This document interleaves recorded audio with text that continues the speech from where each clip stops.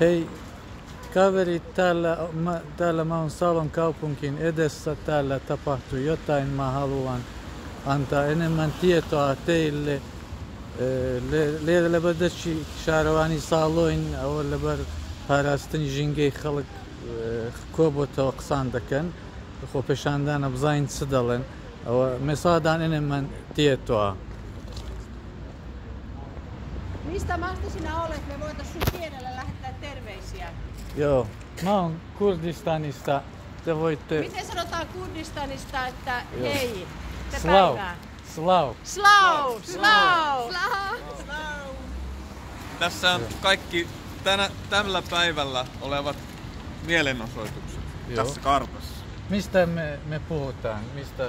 Ilmastonmuutoksesta. Me olemme kaupungintalon edessä, koska haluamme, että päättäjät ryhtyvät tekoihin nyt, koska meillä on semmoinen 10 vuotta aikaa toimia, että me voisimme ratkaista, että maapallon lämpötila ei nouse yli 1,5 asteen. Mutta mitä tapahtuu, jos lämpötila nousee? Jos lämpötila nousee, niin esimerkiksi Välimeren maissa loppuu vesi, siellä on liian kuumaa, tulee valtavia pakolaisvirtoja.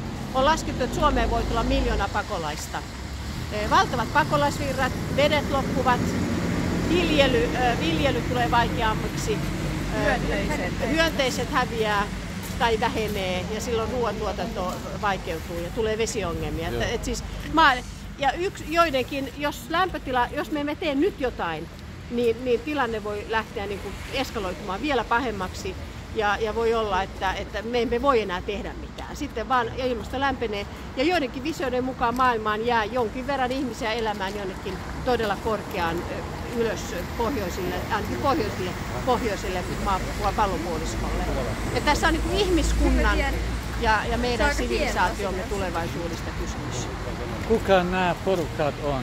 Kaikkia mahdollisia ihmisiä. Ruotsalainen Greta Thunberg, 16-vuotias, on lähtenyt ilmastolakkoon, koululakkoon ilmaston puolesta ja vaatii, että kaikki päättäjät kuuntelevat tutkijoita, asiantuntijoita, jotka on puhunut tästä jo kauan, että ilmasto lämpenee.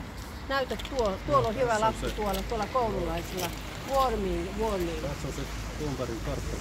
Tässä on Thunbergin kartta. Greta Thunberg on saanut aikaan näin paljon koululakkoja tänään joka paikassa maailmassa. Kiitos teille. Toivottavasti viranomaiset Kiitos sinulle. huomaa. Kiitos. Kiitos sinulle. Kiitos oikein paljon.